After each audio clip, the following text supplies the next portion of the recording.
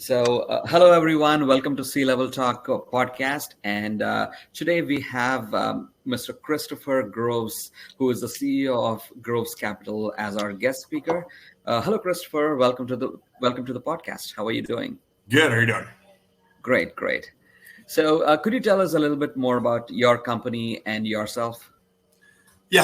Hi. So my name is Christoffer Groves. I'm the CEO of Groves Capital.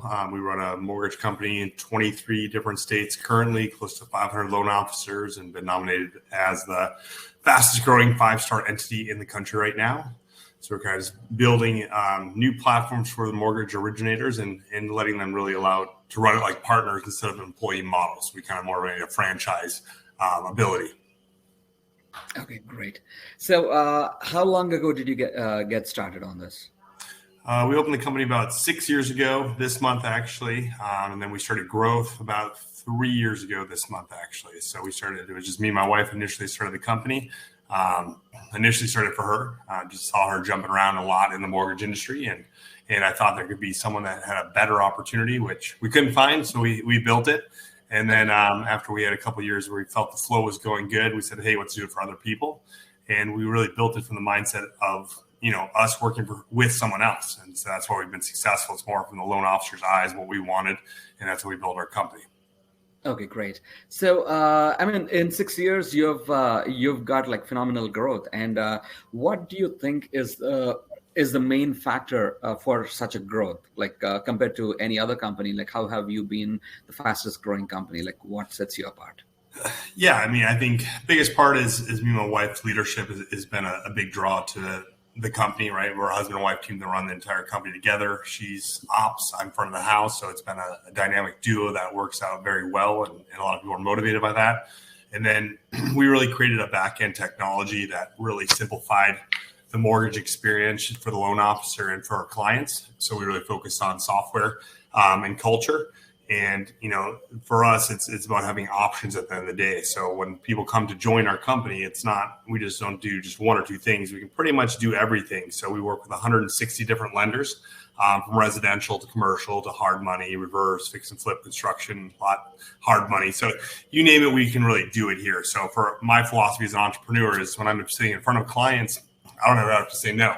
And that's why a lot of people come here, because they're always going to have an opportunity in any market, right? Because the market just made a big change recently. Everyone's like, oh my God, the refi market's it's changing. And it has, right? So you have to be able to pivot. So, where our pivot was the non-traditional lending, like non-QM, we call it, or reverse or commercial right now, because those are all good platforms to make money, even in this environment. Instead of saying no to clients, now my people have an opportunity to say yes. Okay, great. So usually for any company, the first few clients is the most difficult part. Like, could you tell us like what strategies you use to get your first 100 clients?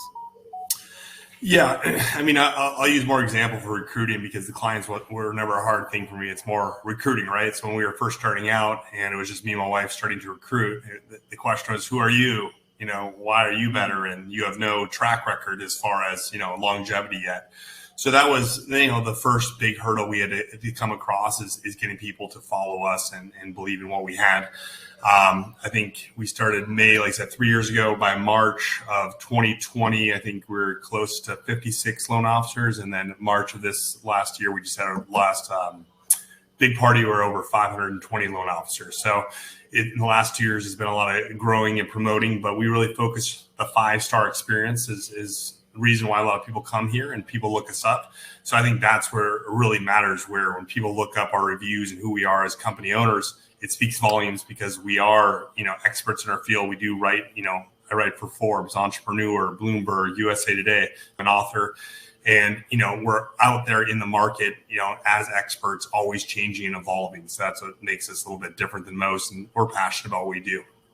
Okay, great. And you were talking about the platform, right? So what exactly does your platform offer? Like, is it something which is not there anywhere else? Like, how does that platform help? So as far as the platform, back end goes, we just simplified it, right? So we cleaned up the mess, we organized it, and made things a lot more streamlined, so people can navigate our platform a lot better than most. And the thing with the mortgage industry, the real estate industry, commercial real estate, it's a lot of archaic systems that haven't been changed. Like people have been living on the same mentality for years and years and years. So we just got tired of it. We wanted to disrupt that and say, hey, listen, there is an easier way, and we're going to work at making it more accessible for our partners. And when people see our platform compared to most, that's what we hear. It's like, hey, this is how it should be, and that's what we thought as well. So for us, it's like, hey, if we want something built the way we wanted it as loan officers, we build it. As me and my wife being in this industry, we're still active producers too. We don't just run a big company and then we don't do our own production. We still do between 15 and 20 loans a month to keep us sharp, keep us active, and we know what products we need to change based on the market as well. That's great. And in the 6 years of building this company, like, did you have any failures, and what did you learn from them? How did you come out of them? I don't know if failure would be the word. It was more, obstacles, right? So because COVID hit us in 2020, like everyone else, and during that time we had a big issue with the state. The state shut down, and we were submitting our licensing. Called CFL report, and they didn't get it because of COVID, and that almost put a big hiccup in our business. But luckily, we had friends in higher places to help get that moved across at a faster rate. COVID in general was a giant pivot or hurdle we had to come across. For us, we focused more on the support aspect, and we figured that people would want to go more virtual, like we've always been. And after about 6 months of COVID, we saw that trend where people, when I first started recruiting, they're like, I don't want to work at home. I don't want to work with my spouse. And then we saw that transition where people are like, I do want to live at home. I do want to work at home. I want to be around my fridge and my kids and my family. So it helped us progress a lot further. And so we just really focused on that support aspect of it and really refining our technology even more so we could grow. Right. And now people are at a stage where they don't want to go back to office. Like everybody wants to work from home now. They got so used to it. Exactly. Well, and that's the benefit too. They can take the write-offs and run their operations. It's just, making sure you're separating your personal life from your business life, which, has its difficulties. But I think a lot of us had to become accustomed because we were over Zooms, because we're at home. So now it's more of a normal because it had to be, right?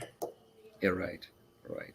Okay. So as a CEO of the company, like what is the most important part of your work day? For me, most of my day is building relationships, either with new lenders, with new vendors, with bringing on big teams or recruiting as well. So most of my day is relationship building for the most part and strategizing. So I focus on the growth of the company, what states we're going into, what lending platforms we're adding, big teams, working on teams coming over to Groves or individual loan officers. I help recruit and grow that brand of it. And then, where we go next, what's the big picture and the big focus. And then my wife, she's more of the details, the ops behind the big picture, right? And that's where we've been able to work. We stay in our own lane. I'm front of the house. She's back of the house, and then it operates a lot more seamlessly. Okay, great. So what a big picture are you looking at? Like 5 years down the lane, like where do you want your company to be? I want it to be across the 50 states of the U.S., of course. I want my own products across the country and in everyone's broker shop. That's my ultimate goal. That means going TPO, so having our own products that are going to launch everywhere. So that's my main focus right now because, it's not just focused on my company and loan officers joining me. I can bring my products across the country to every broker shop, and they don't have to directly work for me, but they can use my products. Okay, that's great. And what keeps you motivated? Like what keeps you going and growing? I'm a sick person. No, for me, growth, when you're growing at a constant, you can't regress, right? And that's one thing I've always learned. I never stop prospecting. I never stop growing. I never get complacent of who I am and where I'm at in my industry because when you do those things, you've heard it enough, right? People become successful and they're like, oh, I made it. I'm enjoying my life. And then it all goes to the wayside. So my focus is I wake up with the same motivation I did 6 years ago, 3 years ago when I started this company. I love what I do. I love growing it. I love building it. I like helping other people be more successful. So for me, that's my motivation is if I can help more families be more successful, help borrowers have more solutions, there's no losing for me because I'm doing good things and I'm helping good people. So for me, that's my motivation is really, growth, but focusing on the 5-star experience while growing, I think is crucial. That's great. Not getting complacent is one of the biggest asset for anyone, because many people, like, they make some money and they feel, oh, achieved a lot, and they take a stand, they mess up everything else. Yep, that's great. And do you have any person who inspires you a lot? Um, probably my wife is one of my people in my life that inspires me a lot. Just kind of what she does and what kind of person she is as well. Being a mother of my children, still running a big company and keeping up with everything. So I mean, we're a husband and wife team. So I mean, we kind of bounce off each other as far as that energy and growth.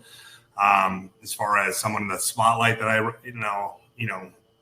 would say I look to. I think The Rock's one of my inspirational individuals, just because he's constantly working, grinding, focusing, growing, scaling, working out, and keeps a positive mindset while doing so. So he's one of my idols as far as generally big people out there right now. Okay, great. So, what is your favorite part or favorite aspect of being an entrepreneur? For me, I've never been a good employee, I guess is the mindset, because for me, I'm big focus. I've always been a leader. Um, you know, for me, it's when I have a goal, I just push forward on it. So that's what's helped me, be a high level CEO. Is just, when you have an idea, it's about implementing, it's about executing and moving forward. A lot of people, will have an idea, have a thought, and that's all it is, right? They just say, I got this great idea, I've got this great thought. And then, a year later, you're like, hey, what happened to that? Nothing happened. So I think the people that really take hold of opportunities and actually move towards them and actually follow through and start them is the biggest difference between leaders and followers, right? Most people will say, hey, I should have done this, I would have done this, I have this idea, but they never move forward. And that's really determines what leadership really is. It's like, listen, if I say I'm going to do something, it's done, it's already started. I move very quickly. That's one thing I've learned that, throughout my years of failures is if you take too much time, you are too slow, you are last in, you do not win. Winners move quick, move fast, move efficiently, and then you go from there. So I think that's the key to success. That's great. And this is a hypothetical question. Like, if you have a chance to start your business all over again, what would you do differently? I don't think I would really do anything differently. Maybe even focus on a little bit more support up front. As any business owner, when you start building, scaling, growing, the biggest issue is how do you scale, your business in a fast point, because you only have so much time in your day. But that being said, when you're hiring other people, that costs money, that takes time. So we always let ourselves get a little uncomfortable before we'd add a line of support, right? So up to about 56 loan officers, me and my wife ran the entire company by ourselves. We did payroll, we did accounting, we did HR, we did recruiting. We did everything. So, and it was getting to the point where we're like, yes, we're successful. Yes, I don't sleep anymore. And now we need to progress, and you got to spend a little money to do that. So I would say that's the point. I would always focus on support a little ahead of the time, because as an individual, as an owner, you only have so much time, and the biggest thing is how to allocate your time to maximize your results. Okay, that's great. So, in these 6 years, like, did you ever feel there was a need to have like a mental what do you say? Did you feel there is a need to have a change in the thought process, the way you run the company? And did that help? And if so, what was that?